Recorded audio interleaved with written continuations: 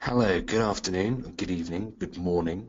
You could be anywhere from Zurich to Zaire, unified by one thing, and that is your interest in the supply chain. And we have a wonderful, wonderful guest today, Mr. Martijn Lofvers from the supply chain movement. We're going to talk all things supply chain mind mapping and the route to success. My name is Joe Bryan. I'm your moderator for today.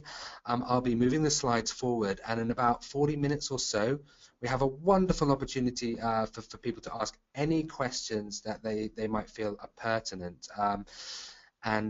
Martin will answer those. I'll look to get those to Martijn at around the half an hour, 40-minute mark. Without any further ado, Martijn, I'm going to let you take over, and I thank you very, very much for being here, and a big, big welcome to you today. Thank you very much. I'm going to sit back and I'm going to learn what I need to learn as an MBA student about supply chain. So thank you very much, Martijn, and take it away.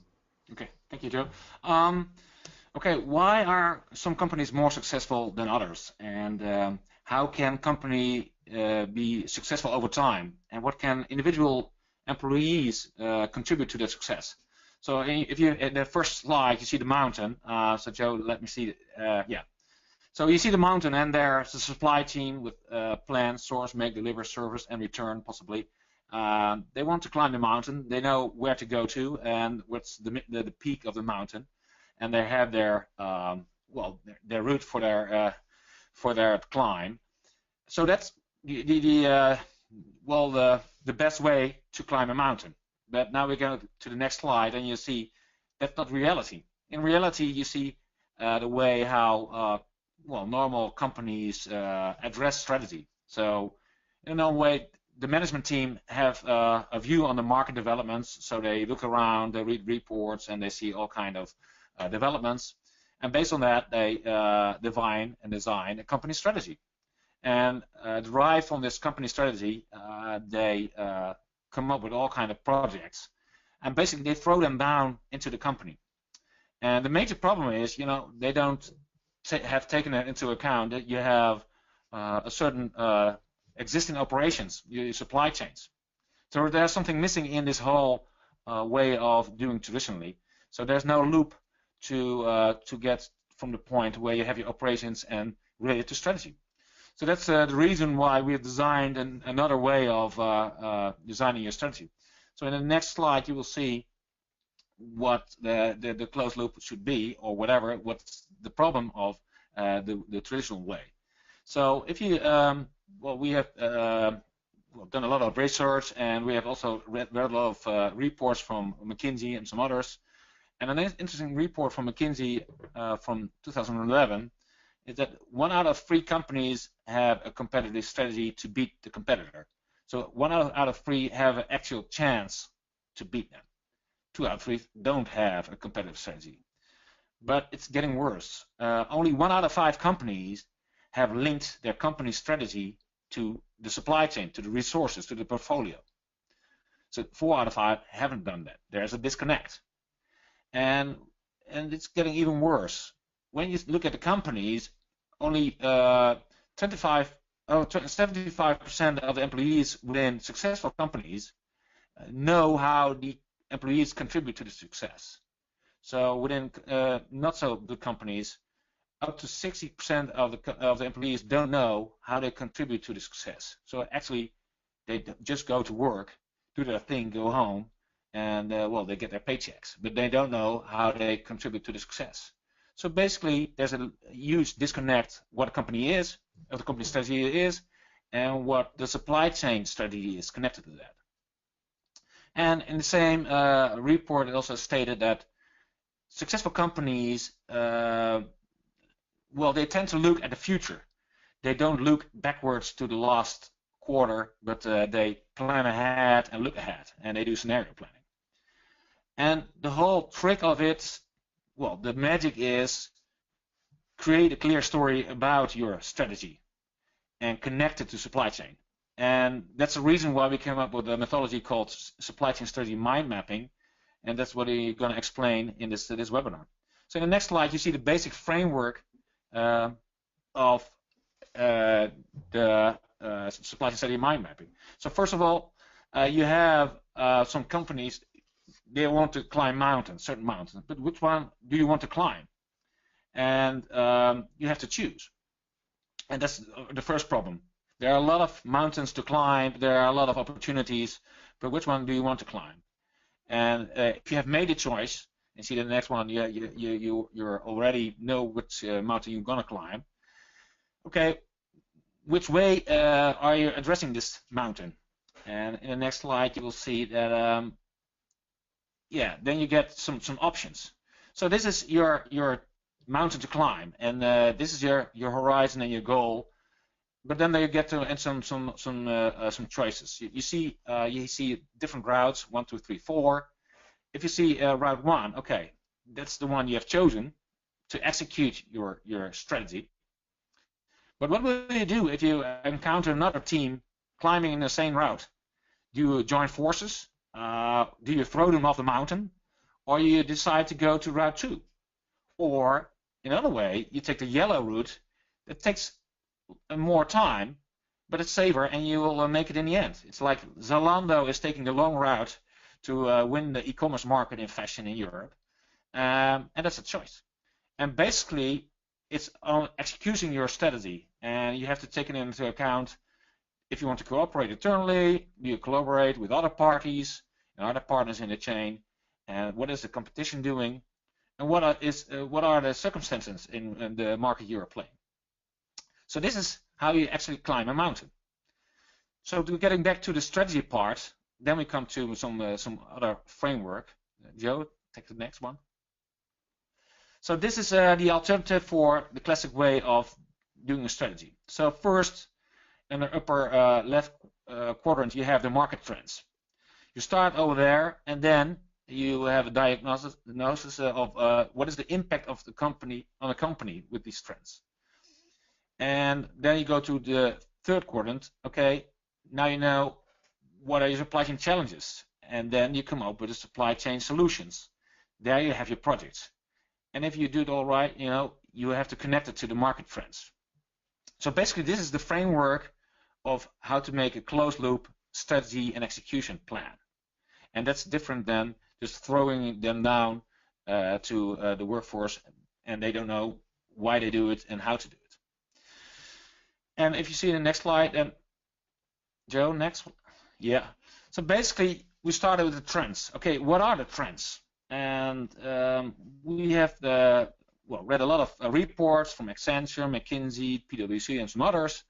And basically, you see the basic trends in the world. And these are the trends the CEO of a lot of companies are worrying about. So first of all, you see, of course, globalization. You get new markets, new competitors, and product life cycles going down. Changing demographics is another major trend. Well, in Western Europe, you see a lot of battle for talent, also in the US. And in the Western world, you see aging customers. And sustainability is also getting more and more important. It has to do with the climate change and environmental damages going up.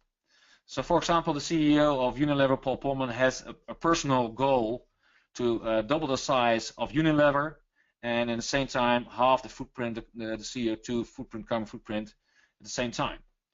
And everybody within Unilever knows that. So that's something, for example, the CEO of Unilever is worrying about, the environment. The next one is the digital disruption and the dependency on IT that's going up. Basically, you know, as of last year, each CEO is individually responsible for data leakage, so that should be on the CEO's mind. So digitization is a major issue right now, and everybody is talking about it. And cyber threat is also another element that's going about. Next, financial volatility. You see the importance of cash management. The banks have their own problems, so companies within the supply chain have to be aware of cash management. And financial risk management is something to be worrying about. And outsourcing and cost cutting is still a major topic, even for the CEOs. And then you get into the area of supply chain management. So cost, fuel, and raw materials go up and down, but in the end, it will all go up. Supply risk is going up. when you have a larger supply chain network globally, the risk that you have some disruptions is getting higher, and partners becoming competitors. That's something to worry about. But where does it all lead to? Well, you have your financial forecasting, so what's your next quarterly earnings, but that's not enough. You have to do scenario planning. So a few years ago, Paul Polman was in an analyst meeting, and he said, if you want to know the next quarterly earnings per share of Unilever, sell my stock today. I'm not going to tell you. What I'm going to tell you is which mountain I'm climbing, what I am facing with my company, and what we're going to do about it, and what are our options. So basically, that's scenario planning. So what is scenario planning? If in a nutshell, in the next slide, we'll explain it. You will see, starting from now, Joe, in the next slide. Yeah. You go from today and you go to the future, and you can imagine all kinds of things. Well, if you did it a few years ago and you're gonna predict the Brexit, maybe people will say, well, it will never happen. Well, it's happening right now. So basically what you're gonna do is, okay, you're gonna say in a 5 to 10 years time, you're gonna say, okay, what might going to happen? So there are some futurologists saying, in China you might have some disruption because there's a huge split of wealthy Chinese people, and in the rural areas they don't gain so much from this. So what will happen if China would collapse? Or what would happen if Putin decides to invade one of the Baltic countries? These are possible options for the future. And these are scenarios companies are creating for their own purposes. So the basic benefits of scenario planning was shown in the 70s. Shell, the oil company, had all the scenarios already in place for the possible event that Israel would be invaded. And in 1973, the Arab countries invaded Israel, and Shell knew exactly what to do. And based on that, they were able to become one of the biggest companies in the world. So more successful companies like P&G, Procter & Gamble, Unilever, and Shell are doing scenario planning. And some examples, you can say, what would the future be like if internet would be free all over the world? Or there wouldn't be enough water? Or there wouldn't be enough energy? How would this look like? What kind of scenarios would you get? And a specific example of another scenario was already be worked on is, what would be the case if carbon would be taxed? So carbon taxation will be happening in the next years. It's just a matter of when. So hardly any companies have the scenarios in place for that case that carbon taxation will be happening. But Unilever do have these scenarios already written out. So they know what to do when this will be happening. So they are tracking down around the world how far it will get and when it will be happening concerning the carbon taxation. And based on that, you create your alternative scenarios, and then you will see, okay, this scenario tends to be happening. Now I know what to do. And based on that, you create your business and supply chain strategy. And the good thing about it is that you are ready for what others might see as unexpected events, but you might be ready for a Brexit or other things which you see happening right now. So in the next slide, you will see, Joe. Yeah, so basically you will cover in the upper left quadrant the market trends, what I've done, and you apply a scenario planning, and based on that you will see how you map out the market trends, demographic, economic, sociological, technological, ecological, and political trends. We can all do that, And next step you will get in the phase of what's the impact on the company. So on the next slide you will see how this impacts your company. So basically you see here a company with all kinds of business functions, supply chain management in the middle, talking to marketing and sales, and in that area you have your sales and operations planning. Maybe finance is involved and you get into integrated business planning. On the lower end you see your goods with the purchasing, production, distribution, and service. on the left-hand side, you see R&D and your suppliers, and also you see the supporting roles of human resources and IT, and you have some laws and regulations. So basically, this is your company, and then you have to ask yourself, all these trends you have mapped out for yourself as a company, how do these trends impact your company? So like digitalization is of course impacting IT, but also in finance and supply chain. So you have to map it out to all these business functions. And then you get to know more, okay, what does these trends mean for all of us? But this is a kind of boring picture of how a company looks like. And I have, visualized it in a different way. In the next slide, Joe, you will see how you can present a company differently. So basically, this is the soccer field, and you have 11 players in the field. In the front row, in the offensive line, you have marketing, sales, and customer service, talking to the customer directly, scoring goals. And midfielders, you have supply chain in the middle, and you have logistics and operations on the left side, and procurement on the right side. And more on the defensive and supporting areas, you have R&D, you have IT, and finance and HR, and in goal you have legal. And basically, you see all these trends happening, digitization, and now it's the question, okay, what does it mean for your game? How are you playing right now? And who is playing the ball to who? And who is scoring goal? Is supply chain giving the ball away to marketing, and then are they playing to sales and scoring goals? Is this how they are playing right now? And what does it mean with all these trends with globalization and digitization? Like, for example, you will all know with Goldratt, with the weakest link, who is your weakest link in your company? So who is the quickest player, but most of all, who's the slowest player? So maybe when your company is going through a transformation in this age of digitization, who would be the slowest player? So who's dragging you down? And maybe it's IT dragging you down, maybe it's HR, or maybe it's supply chain because they are not developed enough. So basically, with this visualization, you see your players, and you see the high potentials also sitting on the bench.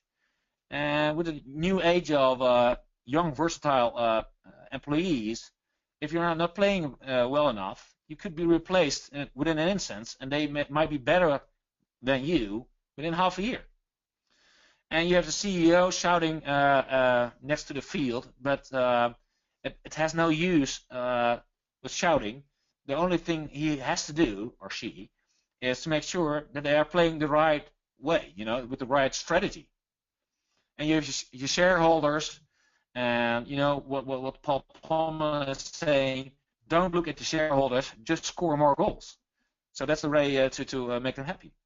So this is a way to present your company, and this is also a way to talk to each other. Okay, how are we playing? Do we all know what kind of setup we are playing? So in the next slide, you see we get to the framework again, Joe. So now, people will notice who play soccer. You see different kind of plays, and how many people you have in front of the goal. If you are playing offensive, you put another player in the field called business development, and you will take out someone else. Maybe you have outsourced IT, or maybe you have outsourced HR. And in a normal play, it's you have 3 people in front of the goal. When you are more defensive, you have only 2 players in front of the goal. And in soccer terms, it's called catenaccio. But the main point is, if you are playing catenaccio, or you are on the defensive, the whole company should know. All the departments should know you will play catenaccio. Otherwise, it doesn't make sense. And if you are dug in, you can't spend any money. You have hardly any cash flow, and people should know to survive. All the employees should know to survive. So basically, with a soccer game and the fielding of the players, you could express what kind of play are we playing, and does all the employees know about it. But another thing is, in this day and age, you have 11 players in a soccer team, but maybe your competitors don't play soccer, but they play ice hockey or basketball. They would play with less players, and they play around the ball or the puck way more quickly, and so they're playing a different game. So maybe the Amazons, the Googles, the Ubers, and those are companies not playing soccer but playing ice hockey. So you might be facing a different kind of competition. You are a big company with 11 business functions playing soccer, whereas some small, quick company playing the whole different game. And that's something you should be aware of, and that's something the whole company should be aware of. So now we get back to the framework in the next slide. Yeah. So we have done the upper right quadrant. You have to make clear what is the impact on your company with finance, marketing and sales, supply chain, IT, HR, R&D, maybe legal. So you have your laid out your strategic layer of a mind map. So in the next slide, you go to quadrant 3. You get supply chain challenges. Joe? So what are the supply chain challenges? And then again, we have taken a lot of reports and we have summarized it in this Ishikawa diagram. So you have similar kind of trends like the global sales market. You have new markets and it means more customization. You will have longer supply chains because of globalization and outsourcing. You will get new competitors from all over the world, from Brazil, from China, from Australia, from Europe, from US. Everywhere. And you get more trade barriers. That's something we see happening more and more. It's not just walls, it's also trade barriers. But even in the EU, you get more barriers. And based on that, you get new trends like trade lanes that governments in certain companies made arrangement to get the goods quicker around the globe. And sustainability is getting more important, and it means you get reverse chain management is becoming more important. Your carbon footprint has to go down, and you get new kind of ways like cradle to cradle. So you have to reuse your raw materials out of your finished goods. Cost of fuel is going up, and raw materials mainly go up. That means more bulk transport, and that means more inventory everywhere. In the matter of IT, you get more open source software and more dependency of IT. And one thing we see is RFID cost is going down. You will see it in fashion, even in menswear, and you see in suits. You get in threads already passive RFID, so you can scan a whole retail store in 5 minutes time. So you have more visibility of what's actually in the store available. And finally, you will get global supply chain visibility. We have been talking about that a lot of years, but now with the cost of RFID going down and more bandwidth and with the internet, we will get global visibility. Financial volatility is also very much on the agenda of the Chief Supply Chain Officer. Tax and customs impact is going up. So there's a lot of cost to be saved by, I would say, tax evasion, but well, look to the supply chain network in a smart way to minimize your taxation. Supply chain risk management is going up. So because a lot of companies have outsourced their supply chain and manufacturing, and you see a tier 1, 2, 3, 4 and up. That means that somewhere in your network there will be a huge chance that your supply chain will be hit by natural disasters and other things.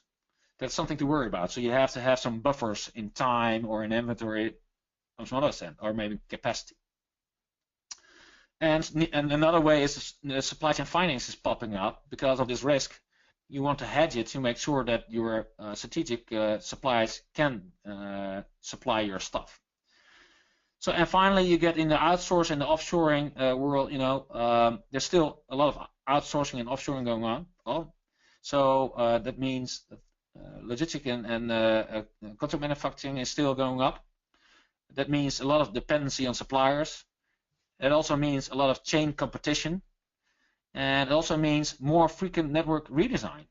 So 10 years ago, the bigger multinationals would do an actual supply chain network design every 5 years closing up warehouses and factories or open up. But now, because the world is changing so rapidly, you have to do this every half a year to check it. So now they are changing their network every 3 years. That means every half year you have to check if your network is still optimal. So you will see that bigger companies don't hire consultants for that reason. They do it themselves, or they have a contract to let them do it every month by just click on the buttons. Okay, give me the end result. I am still in the clear, or is there an opportunity to save a lot of money? So and then final thing is that you see some insourcing and onshoring. So a lot of companies have outsourced to the Far East, Western companies. Now you will see that China is too far away from Europe, and now they are reshoring to Turkey to be closer to the end market. And what does it all mean? Well, 10 to 15 years ago, it was all about operation logistics, the lowest cost, please. But now you have to have a supply chain strategy, because one supply chain doesn't fit all. That means you have to differentiate. So to explain in the next slide, and now we get in real deep supply chain matters.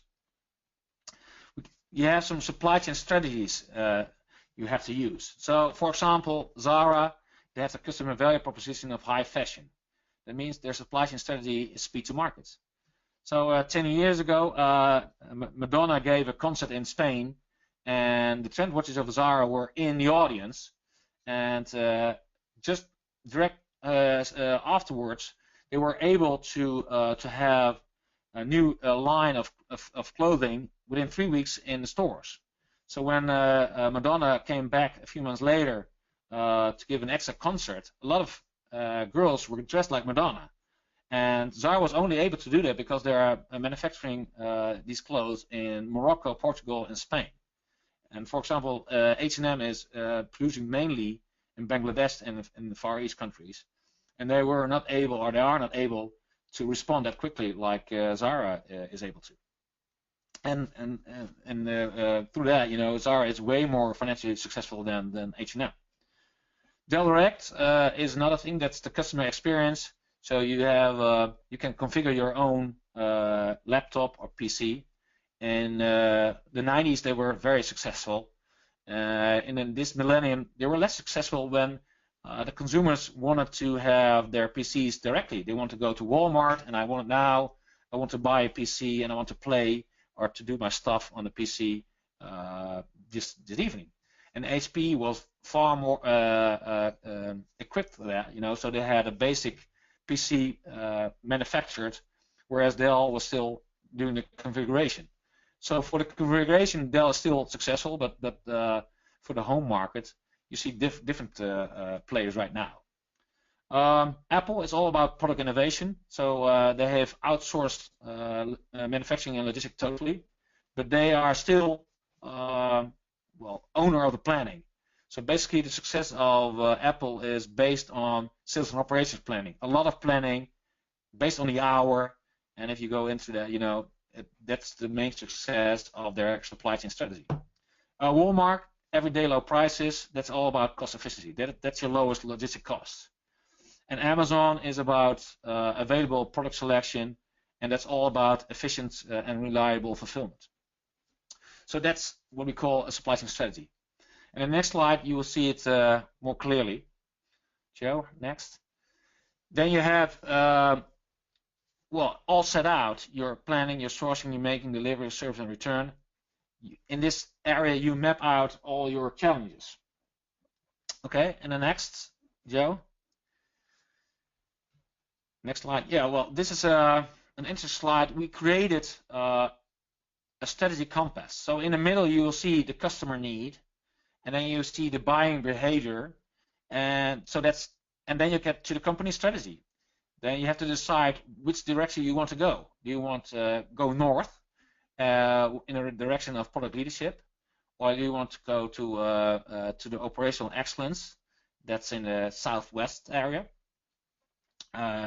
or you want the customer intimacy, the southeast area? And so basically, you see a lot of logos of companies where they have their DNA in certain areas. So basically, based on the customer need and buyer behavior, you have to choose which direction you want to go. So if you go north, that's the product leadership. That's the root of Apple, you know, product leader. And the red one is customer intimacy. That's Cisco. That's all about configuration. And then the yellow one, that's all about operational excellence. That's Walmart in that area. So basically, you see, you get the company strategy and you get a connection with supply chain. And you see 6 supply chains designed, and you see some of their, like in the yellow one, is more heavily oriented in logistics and procurement, and some is more about the manufacturing. And the purple one, you see the left side, you see that's very marketing oriented, and the right side is very R&D oriented. And on the red one, you have one is very sales oriented, actually listening to the customer what they want. And the lower red one is about service orientation. So you see different supply chains. And you know, one supply chain doesn't fit all. So basically, you have to look for different categories and match these categories with different supply chains. So this is the picture of one supply chain doesn't fit all. So you have to have different supply chain setups per category, basically. And so if you look at these companies like PepsiCo, they have mainly a product leadership, but some categories are a bit in the end of life cycle, and they have to move it from product leadership into operational excellence, lower cost, lean logistics, even lean marketing. And lean marketing is something new. That means, you know, don't create new campaigns. Keep it lean, keep it smooth, and don't spend any cost. So basically, you need KPIs for each individual supply chain. So it's not, you know, okay, logistics about lowest cost and marketing is all about R&D and innovation. No. Everybody should be aware of what is the category and what is the supply chain matching to that. So you see these 6 circles, 6 supply chain types, and you have to choose per category which supply chain is it. And the biggest mistake I see, you know, overall, they use the same KPIs. But when you are in product leadership, the main KPI is your net revenue per product, so your margin per product. Whereas in operational excellence, the overall KPI should be what is the end-to-end cost per stock keeping unit. And when you go to customer intimacy, the share of wallet is the most important thing per customer. So what is your lifetime profitability per customer? That's something you should know. That's your end KPI. So you see a lot of mismatches between your strategy, your supply chains, and your KPIs. So it should be that all of your business functions, all your players in the soccer field should know what should be the overall KPI for this individual category, product group. So join the next slide. You see some examples. You know, Disney. Well, they produce movie DVDs, and that's a bit of a end of life cycle. So that's operational excellence. And Infinity, with the small puppets with the RFID chips, that was about product leadership, long lead times, long development, rapid deployment. And now, basically, because they didn't succeed in this area, they are killing this category. Starbucks, another example. Fresh coffee, you will get your fresh coffee configured right away with your name on it. But now you see iced coffee, and that's more about operational excellence. It's a continuous flow. And what I said, PepsiCo, Quaker Oats, new, healthy, early in the product life cycle. That's about product leadership, fast, continuous portfolio renewal. But Lay's chips, not so healthy, end of life cycle. It's like, you know, it's commoditized. There you should apply operational excellence, efficient and lowest cost. So you have your strategy, and basically you should apply a supply chain strategy per category. So next, Joe. So now we come to the end quadrant. You have different options to improve your supply chain. What are the solutions you can apply? And basically, these are the steps, and maybe people recognize the 5 levels of Gartner. First, you can integrate internally to sales and operation planning. Make sure that every player in the field knows what kind of play we are playing and how the market is responding to that and how suppliers respond to that. Then you should automate internally, so get rid of your paperwork, so make sure that you can play more quickly. So that's the baseline. And then you get align externally, look at your portfolio, what are your A customers and what are your A products, or do this, so you do ABC analysis based on customers, and in the same time you do it on the product level, so you know where to rationalize your portfolio. And you could collaborate. You could do it upstream with your suppliers, or you could do it downstream with your customers. So then you will be on the Gartner level 3 or 4, and you can do an end-to-end orchestration of your whole supply chain, from your raw materials up to your end consumers. So that's where Unilever is now. So they are talking to the farmers in Indonesia to get soybeans, and they talk to the end consumers or the retailers, and then you get actually end-to-end supply chain. And another thing you could do, and that's beyond level 5, what Gartner is expressing, you could do something new. You could disrupt, innovate, be the Uber of your own industry, or do some 3D printing, that kind of stuff. So basically now you have the whole framework of strategy, impact, and challenges and solutions, and now we have a total overview. So now we get the whole mind map, Joe. Next. How does it look like? So this is a mind map we have created with the IMD Business School with Carlos Cardon, the professor of supply chain.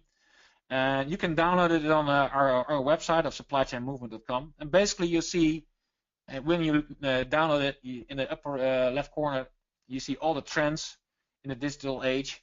You see how these trends are impacting the company, the business functions. And in quadrant number 3, you see all the challenges related to these trends. And in the lower left quadrant, you will see the solutions where you can look for. And there you see, well, all the kind of things like 3D printing, RFID, like Uber. It's all over there. So basically, with this mind map, you have a total overview of the digital supply chain 4.0. And in the same way, I've created with companies like PepsiCo, Johnson & Johnson, Office Depot, a similar mind map. And you can map out the trends of your market. And you can do it with your management team, or you can do it with your supply chain leadership team. And basically, you create a view of your market. And basically, you can visualize what's happening in your market, but also you can express in the lower left quadrant what are the projects. And if you do it right, you can do the prioritization in that area. So you can decide what is project number 1, 2, 3, 4, 5, and then you connect a KPI per project to it, and then everybody will know why they are doing it, how important is it, and they can relate it all the way back of the challenges, the impact, and the trend. And if you do it in the right way, you will be a trend maker. So Amazon is going through this cycle on and on and on. So a few years ago, they had some challenges that they couldn't get more volume because some competitors are doing similar things. So what they did, you know, they invited competitors to do business on their platform, and then they would get more volume, and so that's where they became a trend maker. All right, and then next, Joe. So basically, summing up this, you have the market trends, you have the impact on the company, you have your process challenges and operational strategy, and then you have your strategy and execution and contingencies. And people who know Simon Sinek, they see the why and how and the what. And Simon Sinek is talking about golden circles, and you have to look at YouTube Golden Circles, one of the best TEDx movies around, 80 minutes. And he's explaining why Apple is so successful, starting with why, and then how, and then what. Not starting with what, but starting with why. One question he didn't address in it, why, how, what, is where to compete. And that's, for example, you have an iPhone 7, and you could wonder, will there ever be an iPhone 20 in 10 years' time or so? Maybe not. Probably not. Will it be an iPhone 15? Maybe. But where is the disconnect between the 15 and the 20? There will be a moment in time that Apple will decide to go out of the iPhone market, or maybe it will be a marginal market. They go to other things. So that's the matter of where to compete. All right, Joe, next. That's the final one. Okay, you have your project. You are climbing the mountain. And what mountaineers are doing, they will think of all the possibilities what can go wrong. And when you start at the bottom and you go up, you'll see on the left side what can happen climbing a mountain. No plan, bad equipment, no map, no compass, rain, hail, lightning, forest fire, being tired, dehydration, being lost, starvation, falling, snowstorm, landslide, frostbite, and an avalanche. And on the right side, I have tried to do a similar way of thinking. What can go wrong in a project? No strategy plan, no organization, no roadmap, no direction, and so forth and so on. Basically, what I'm saying, you see people plan a lot of projects, and especially when they are strategic projects, but they hardly do this kind of exercise. What can go wrong? Just imagine all the things that can go wrong. And in the military environment and with mountaineers, they are doing this. And the main thing is, if you are trying to sum up all the things that can go wrong, you are better prepared. If these things might happen, you are prepared. But a lot of companies, a lot of projects, because they haven't done that. They are, they will be hit by an avalanche. So, basically is, if you know where to climb and you take your route, this is the last phase in the execution. Be prepared and make sure that you have all things that might go wrong have summed up, so you are prepared when these things are actually happening. All right, Joe. So this is it. You know how to create a mind map and to visualize it, and in the end, you make sure that you are prepared for what can happen in a bad way. Okay, thanks. Well, super. Thank you very much, Martijn. We have some questions that have come in as well. From my side, as someone who's studying on an MBA and isn't a supply chain expert, the use of narrative and metaphor really allowed me to understand the field that I really have found it very difficult to get to grips with and fitting it in terms of how it fits into business. So thank you very much for that. So we have a bit of time here to take a few questions before we finish the session today.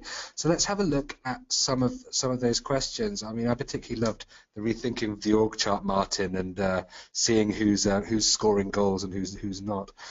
So let's have a look at some of these questions. One of the questions is, what would be the first step to link your strategy to your product portfolio?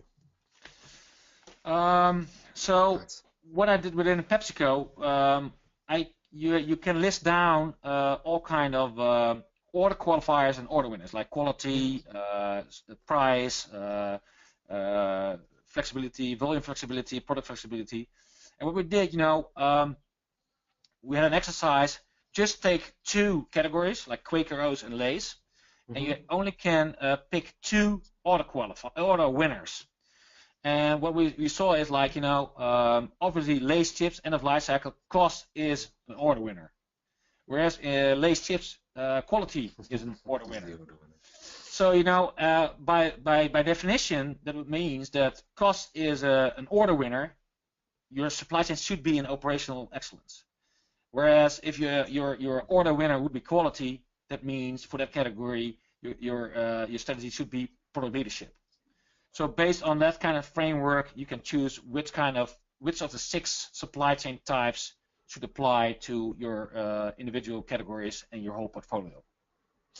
Okay, we have a question that relates to that because that was a very interesting part that you kind of explained that it's really horses for courses in terms of your supply chain fitting your value proposition. A question here: do you feel that many supply chains that are failing are due to companies not understanding their value proposition?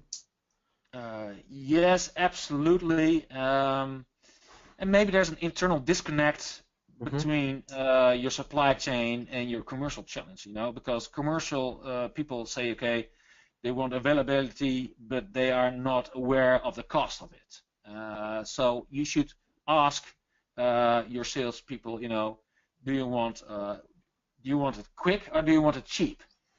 So there's a lot of disconnect within companies between, well, the players, the commercial players and supply chain players. Indeed. So that's the first start. And not choosing at all is also a lot of causing a lot of problems. So if you want, you have your customers, and the buying behaviors, or you don't know your customers, or you don't know the buying behaviors, or you don't connect them to a supply chain strategy. So interesting about strategy here. A question about Zalando. You referred to Zalando as taking the wrong route. What would you mean by that? Well, they have deep pockets, so e-commerce is quite expensive. And Yes. like, for example, they said that they have lowered their logistic costs from 30% to 23%. So that's amazing. If you have an e-commerce company, you have 35% logistics, and you succeeded to lower to 23%. It will take years, but then now they get the actual volume to lower that logistic cost, and now they are in the black. So for a lot of years they were in the red, but now finally when they see it's happening that they can lower their logistic costs drastically, now they're in the black figures, and that takes some time. But you have to have deep pockets for that. So there is a kind of trade-off, a decision that has to be made between short-term and long-term goals, as we all know within companies. The pressure from the board can always be there, and certainly it seems, based on what you're saying, that people need to look at their value proposition, all this, before they rush into supply chain just to get a product to market or a product to their customer. You touched upon the green supply chain there, looking at Unilever doubling the size of their business but halving their footprint, which immediately made me think, oh, is that technically possible? A question here, with the Paris Accord coming in jeopardy and the New World Order, is the green supply chain under threat? Yes and no. Yes, from a government perspective, but the consumers demanding it. So the younger generation demands from companies to know where the products are coming from, what would be the carbon footprint. So I think it's more up to the companies like the Unilevers, the Procter & Gambles, the Shells of this world to live up the promise of sustainability, and not so much the government. So I think it should be coming from the government. So and they need to, because the consumer will demand for it in the next 5 to 10, 20 years. Of course. Now, in terms of consumer marketing, is an area that lots of our students, prospective students, are involved in marketing.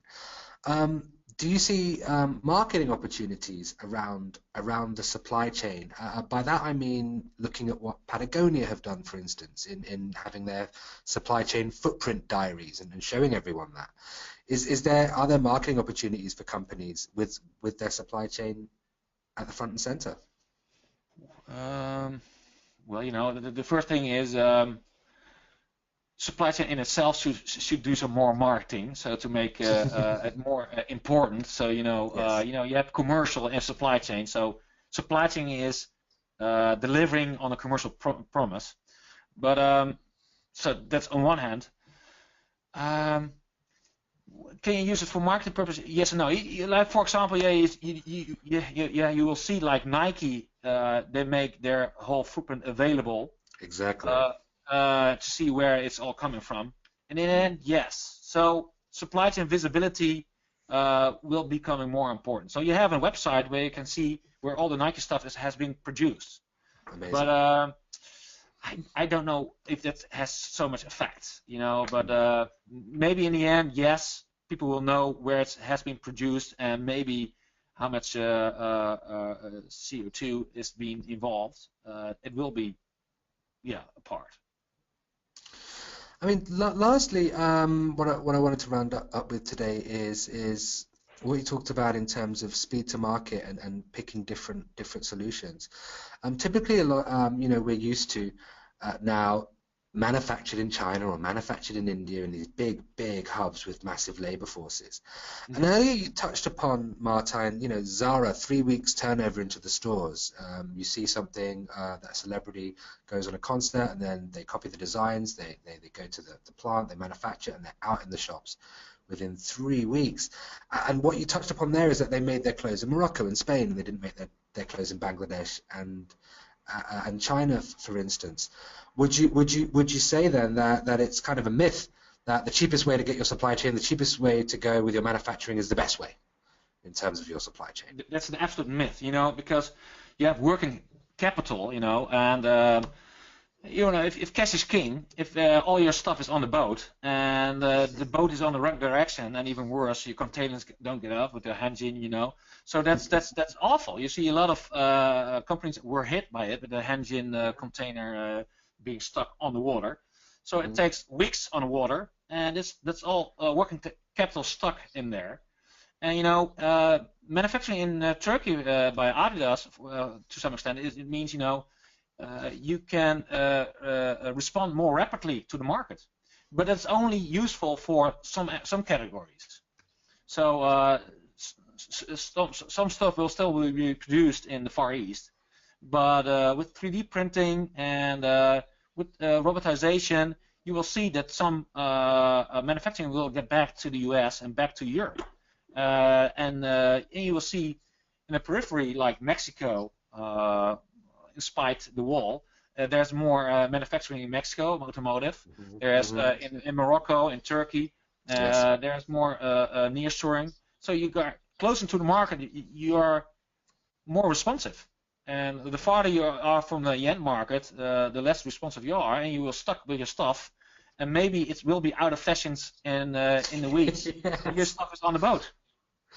Yes, and not to add the complexity of layers of culture and distance and language, sometimes the trade-off actually doesn't lead to a more profitable situation. No, in the end, the supply chain that will win are basically designed for flow.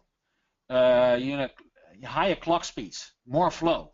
What you can see on a container ship, weeks on the water, that's no flow.